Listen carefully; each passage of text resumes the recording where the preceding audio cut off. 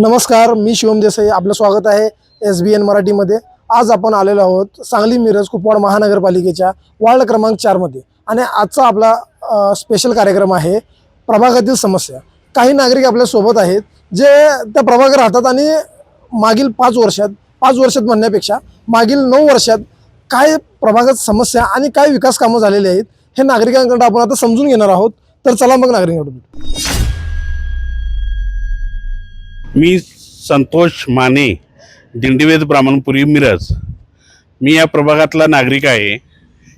या प्रभागात मागील जे नगरसेवकांनी दिंडोरा पिटला आहे या प्रभागातल्या सगळ्या समस्या आम्ही मार्गी लावलेत म्हणून.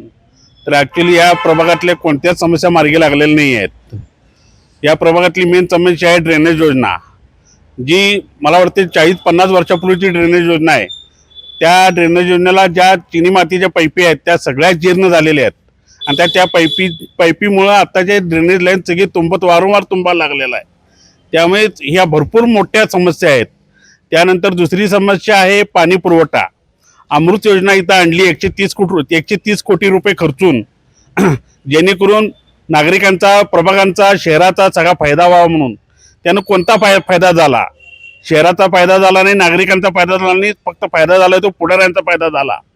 आता या भागात कमीत कमी 7 ते 8 मजली इमारती आहेत. या इमारतीत पहिल्या ते दुसऱ्या मजल्यावरच पाणी जाते, तिसऱ्या मजल्यावर अमृत योजनेचं पाणी जात नाही. नागरिकांच्या भरपूर मोठ्या समस्या आहेत. त्यानंतर म्हणला तर या भागात एकही मोठी बाग नाही आहे. लहान मुलांना खेळण्यासाठी, वृद्धांना जाण्यासाठी, बसण्यासाठी कोणतीच अशा भरपूर अनेक समस्या आहेत जे मागील काही नगरसेवक म्हणतात आम्ही समस्या दूर केलेत, पण यातली कोणतीही समस्या या प्रभागात दूर झालेली नाही. मागच्या इलेक्शनमध्ये निवडून आलेल्या उमेदवार तुमच्या वार्डामध्ये, प्रभागामध्ये फिरतात का? एकाच दुसरा फिरत होता, बाकीचे कोण फिरतेले दिसत नव्हते. त्यांची नावं वगैरे तुम्हाला माहीत आहेत का? नावं मी घेऊ शकत नाही, कुणाच्या नावावर घेऊन कोणाच्या अंगावर घेऊ शकत नाही. फक्त एकाच दुसरा नगरसेवक फिरत होता. बाकीचे नगरसेवक कोणी 5 वर्षात कुठल्याही मतदाराच्या दारात, नागरिकाच्या दारात आलेला नाही. आणि आता तुम्ही सांगताय की अमृत योजनेचं पाणी तुमच्याकडं भागात पोचलेलं नाही, ह्याच्यासाठी तुम्ही तक्रार वगैरे काय केली होती का? पोचलं नाही, पोचलंय खरं, पण ज्या क्षमतेनं पाणी यायला पाहिलं होतं, स्वच्छ आणि मुबलक पाणी यायला पाहिलं होतं, त्या क्षमतेनं पाणी येत नाही, स्वच्छ पाणी येत नाही. जे अमृत योजना करायच्या आधी जे गढूळ पाणी येत होतं तेच गढूळ पाणी आत्ता पण येतंय. ज्या क्षमतेनं कमीत कमी सकाळी 1-2 तास, संध्याकाळी 1-2 तास पाणी यायला पाहिलं होतं ते येत नाही. फक्त 1 तास ते तिथं 1.5 तास पाणी येतंय, प्रेशरनं पाणी येत नाही. त्यामुळे ही अमृत योजना पूर्ण फ्लॉप गेलेली आहे. आता आणि काही नागरिक आहेत, त्यांच्यासुद्धा समस्या आपण आता ऐकून घेणार आहोत. त्यांच्या काय समस्या आहेत आणि प्रभागात कोणत्या विकास कामं पेंडिंग पडलेले आहेत किंवा जी मागं राहिलेली आहेत ते आता आपल्यासमोर मांडतील. मी माधव हनुमंत गाडगीळ, ब्राह्मणपुरी जिलबी चौक ते शिवनेरी चौकच्या मध्ये गाडगीळवाडा येथे मी राहतो.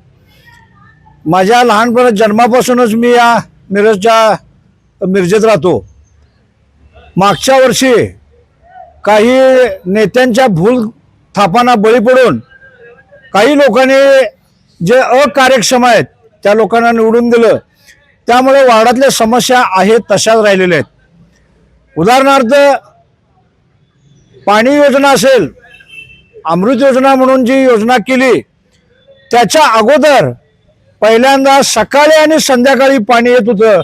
पण अमृत योजना आली, प्रचंड पैसे खर्च केले, प्रेशर नाही, पाणी नाही, आणि सकाळी कुठेतरी पाणी सकाळी येते, कुठेतरी पाणी संध्याकाळी येते, असं न होता अमृत योजनेमुळे दोन्ही वेळेला आम्हाला पाणी आलं पाहिजे. ही फार मोठी समस्या आहे. दुसरी समस्या आहे कचऱ्याची.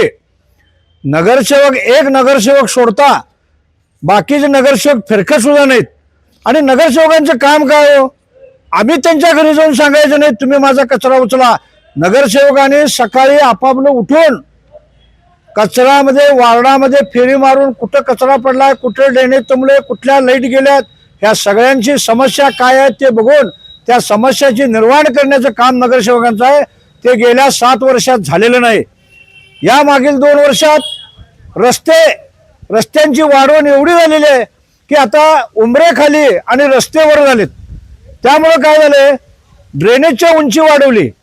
ड्रेनेजची उंची वाढवल्यावर जे लोखंडी त्याला गेट होते ते लोखंडी काढून टाकले आणि त्याला तकलादू सिमेंटचे त्याला दरवाजे बसवले, जेणेकरून वाहतुकीनं ते दरवाजे आता फुटायला लागलेत. समोरच तुमच्या इथं आहे बघा, बघू शकता तुम्ही. त्यामुळे ड्रेनेजची उंची वाढल्यामुळं, घराची उंची खाली झाल्यामुळं लोकांच्या बाथरूममधून संडासामधून उलटं पाणी यायला लागलेलं आहे. त्यामुळं रस्ते हे खोदूनच केले पाहिजेत. रस्त्याची क्वालिटी अतिशय सूक्ष्म म्हणजे अत्यंत निकृष्ट दर्जाची आहे. एकही रस्ता सरळ नाही. विजापूर वेस ते मालगाव वेस हा रस्ता गेल्या 6 वर्षात 3 वेळा केला. आत्ता त्या रस्त्याची अवस्था काय आहे हेही बघून या तुम्ही. अशा रीतीने समस्या तर आहेतच, परंतु ह्या वेळेला लोकांनी सक्षम असा नगरसेवक निवडावा एवढीच विनंती करतो आणि मी माझं समस्या थांबवतो. जय हिंद, जय महाराष्ट्र. आता काही नागरिक आहेत आपल्यासोबत, त्यांच्या काय समस्या आहेत आपण आता जाणून घेऊया. हॅलो, माझं नाव क्रांतिवीर काशीनाथ कुलकर्णी खटावकर. मी 4 नंबर वार्डात राहतो. गेली 70 वर्ष मी ज्या वार्डात आहे त्या वार्डाची अतिशय दुरवस्था झालेली आहे. मनमानी कामगार कारभार चाललेला आहे. लाईटची मीटर न विचारता अपार्टमेंटमध्ये सगळ्यांच्या अपार्टमेंटचे लाईट मीटर बसवायला लागले, जुने मीटर काढायला लागले. आपल्या धारकांची किंवा सोसायटीच्या अध्यक्षाची परवानगी न घेता बसवलेले आहेत. आम्ही तक्रारी केली, थांबवलेलं आहे, तरी पण ते अजून येऊन दमदाटी. तसंच सिलेंडर गॅसचं कनेक्शन बिनविचारता जोडायला लागले. एवढे पैसे द्या आणि ही समस्या आहे. नंतर आंबाबाईच्या देवळापासून पार त्या कर्मकरांच्या घरापर्यंत रस्ता सगळा फुटलेला आहे. लोकांना यायला जायला दर्शनाला अतिशय त्रासदायक होतं. तो रस्ता ताबडतोब केला पाहिजे. आणि जुन्या बिल्डिंगी आहेत, त्या जुन्या बिल्डिंगच्या शेजारी काही घरं आहेत त्या पडलेली आहेत आणि तिथनं धामिनी, साप, नाग भरपूर येतात. आणि वृद्धांच्यासाठी एक ही सिटी बस पूर्वी होत्या, आता एकही सिटी बस नाही. लोकांचे हाल चाललेले आहेत. थोडे जास्तीत जास्त करून सिटी बस मिरज शहरातनं ताबडतोब चालू व्हाव्यात, ही आमची समस्या जास्त आहे. वयस्कर लोकांना रिक्षा परवडत नाही, तेव्हा महानगरपालिका किंवा नगरसेवकांनी ताबडतोब चालू करावे. पूर्वीचे नगरसेवक निवडणूक आली की मी निवडणुकीला उभा आहे, मला निवडून दे, एकदा सांगून जातात, परत तोंड दाखवत नाहीत. जे नगरसेवक पाहिजेत ते नगरसेवक मिळत नाहीत. आता उदाहरणार्थ 3 लेडीज आहेत, त्यांची तोंड कधीही बघितली नाहीत. त्या 3 लेडीज आलेल्या नाहीत. मग आम्ही त्यांना मधून का उपयोग आहे? यायला पाहिजे, फिरलं पाहिजे. काय तुमची समस्या आहे? काही लोक मयत होतात त्यावेळेसला कोणी तिथं येत नाही, कुठलाही नगरसेवक येत नाही. अक्षरशः एखादा वृद्ध वारला तर त्या घरात 2 किंवा 3च लोक असतात. ही समस्या फार मोठी आहे आणि आता चांगले नगरसेवक द्यावेत ही विनंती. आणि वृद्धांच्यासाठी ताबडतोब सिटी बसेस चालू कराव्यात, रिक्षा परवडत नाही. काय बाग बगीचे वगैरे आहेत? हे बघा, आता 4 नंबर वार्डामध्ये एक ज्येष्ठ नागरिकचा आम्हाला हे करून दिलेलं आहे. श्रीराम हॉल आहे त्याच्यासमोर, नाही म्हणता येत नाही. मग तक्रार केली की ते येऊन करून जातात, नाही म्हणत नाहीत. पण बगीचा वगैरे काय नाही आहे, लहान मुलांना बसायला काय नाही आहे. भागामध्ये काही महिला आहेत, महिला नागरिक आहेत, त्यांच्या काही समस्या आपण जाणून घेऊया. तर चला जाणून घेऊया. तुमचं नाव सांगा मला. वैशाली जोगळेकर, मी प्रभाग क्रमांक 4 मध्ये राहते. पहिली समस्या म्हणजे झाडूवाले कामगार आमच्याकडे येत नाहीत आणि त्यामुळे बोळ अतिशय घाण राहतो. आणि बाकी नेहमीप्रमाणे समस्या आहेत. आणि मी सांगली मिरज सर्व्हिस करते. कोरोनापासून जी बस बंद आहे, मार्केटला बसच येत नाही. त्यामुळं मगाशी या काकांनी जसं सांगितलं तसं 10 रुपये किंवा 20 रुपयाचं तिकीट असताना आम्हाला 40 रुपये रोजचे खर्च करावे लागतात. आणखीन पाणी पण समस्याच आहे. पाणी हे जे संध्याकाळी येत आहे 7-7:30 नंतर, खरं तर ते महिला वर्गाला सकाळचं पाहिजे आहे. सकाळी 6 ते 9 पर्यंत पाण्याची वेळ असावी. तुम्हाला त्याचा काय प्रॉब्लेम होतो की त्या शिफ्ट जर केलं पाण्याचं टायमिंग, तुमच्या समस्या सुटतील का? सुटतील, कारण धुणं वगैरे हे आपण संध्याकाळी 7 नंतर शक्य आहे का महिलांना धुवायला? आणि पाणी असं किती साठवून ठेवणार ना? प्रत्येकाकडे काही टाक्यांच्या सोयी नसतात. काही बिराडं म्हणजे दुसऱ्याकडे भाड्याने पण राहत असतात, त्यांची पण गैरसोय होती. मग पाणी हे खरं तर सकाळच्या वेळेत आलं तरच फार चांगलं होईल, महिला वर्गाच्या दृष्टिकोनातून फार चांगलं आहे ते. आणि ते तासाभरात जे पाणी येते 1 तासाभराच्या वेळेत ते पाणी तुम्हाला साठवून ठेवता येते की त्याची पाण्याची क्षमता कशी? पाणी मोठं येते, पण असं किती आपण साठवणार? समजा आज माझ्याकडे आम्ही 2 व्यक्ती याच्या दृष्टिकोनातून साठवलं पाणी, आणि उद्या माझ्याकडे अचानक पाहुणे आले आणि 10 लोक आले, तर ते पाणी कसं त्यांना पुरणार आहे? त्यामुळं पूर्वी आपल्या नगरपालिका किंवा महानगरपालिका असताना सकाळी आणि संध्याकाळी असं 2 टाइम जे पाणी येत होतं ते तसं आलं पाहिजे. संध्याकाळी 5लाही आलं पाहिजे आणि सकाळी 6लाही आलं पाहिजे. प्रभागामधील काही नागरिकांच्या आता समस्या आपण आता जाणून घेतल्या. नगरसेवकांनी ह्या समस्या सोडवल्या किंवा नाही आणि कितपत सोडवल्या ह्याच्याबद्दल शंका निर्माण झाली आहे, आणि ते सोडवतील की नाही याची सुद्धा आता शाश्वती आपल्याला माहीत नसल्या कारणानं आता पुढच्या समस्या काय आहेत ते काका आपल्याला परत एकदा सांगतील. पुढे जन्म मृत्यू दाखला हा महापालिकेत मिळत नाही. मृत्यू झाल्यानंतर दवाखान्यातून 15 ते 20 दिवसानं किंवा 1 महिन्यानंतर तिथं नोंद येते, आणि घरात मृत्यू झाल्यानंतर स्वतः नागरिक ते डॉक्टरांचं सर्टिफिकेट घेऊन नोंद करतात.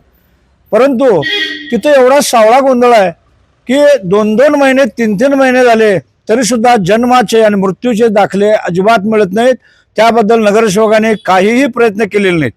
दुसरी गोष्ट, जर त्या नगरसेवकाने समस्या सोडवल्या असत्या तर आज आम्ही तुमच्यासमोर तक्रार करायला आलोच नसतो ना. समस्या अजिबात सोडवल्या नाहीत, म्हणून आम्ही आज इथं वार्डातल्या समस्या मांडण्यासाठी इथं आलोय. या वेळेच्या मतदानात तुम्ही जुन्या नगरसेवकांना निवडून देशील का?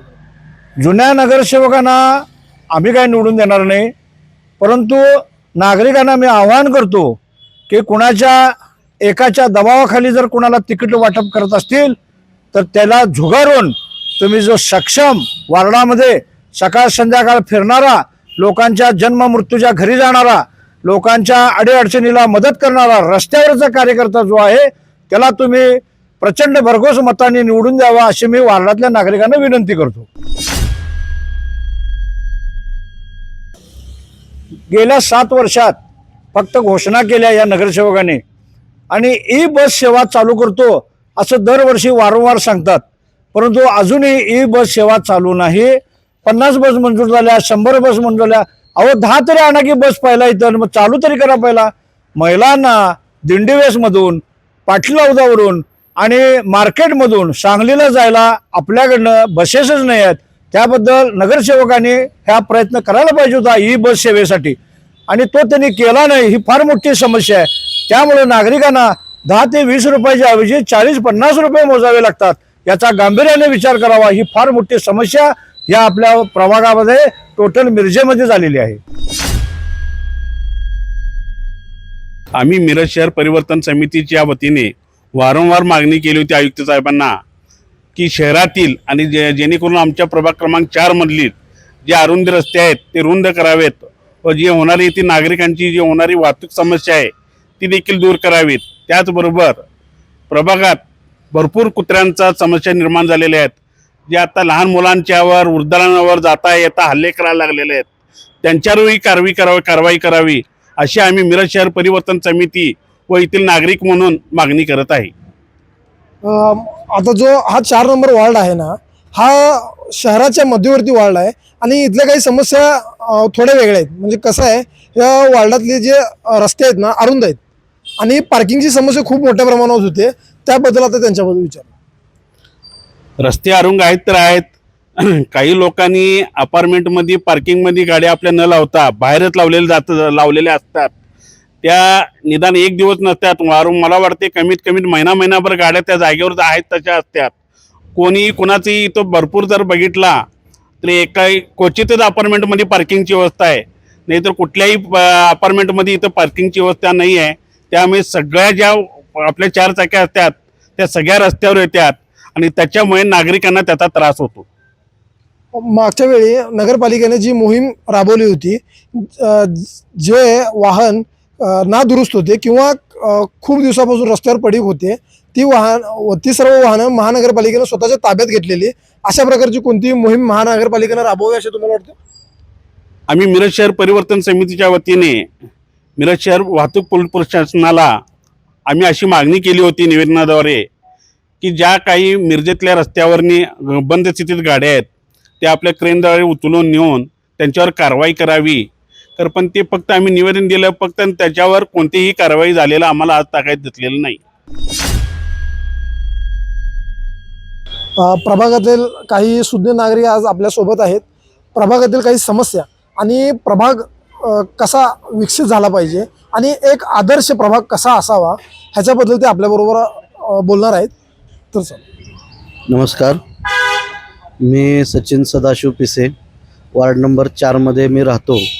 सगळ्यात महत्त्वाचं म्हणजे वार्ड नंबर 4 हा तसा सुशिक्षित प्रभाग आहे, पण काही मुद्दे जर सोडले तर ह्याच्या असणाऱ्या नगरसेवकांच्यापैकी लोकांचं बरंच दुर्लक्ष आहे. त्यामध्ये ज्येष्ठ नागरिकांसाठी वॉकिंग ट्रॅकची कुठेही सुविधा नाही आहे. बऱ्याचशा लोकांना, लहान मुलांना एखादं चांगलं उद्यान हे आपल्या भागामध्ये नाही आहे. तशामध्ये प्रभागातले रस्ते अत्यंत म्हणजे अत्यंत खराब झालेले आहेत. ते चांगल्या व्हावेत यासाठी बऱ्याच जणांनी आंदोलनंसुद्धा केलेले आहेत, पण ते तेवढ्यापुरतं फक्त हे होतं आहे परत, आणि रस्ते सगळे ते खराब होतात. त्यामुळे त्याच्याकडे लक्ष देणं गरजेचं आहे. ह्या भागातल्या लोकांसाठी भाजी विक्रेत्यासाठी जो प्रश्न आहे तो, जे आता भाजी मार्केटचं मंडईचं काम बंद आहे ते लवकरात लवकर सुरू होऊन कायमस्वरूपी एक भाजी मंडई व्हावी ही सर्वांची आमची अपेक्षा आहे.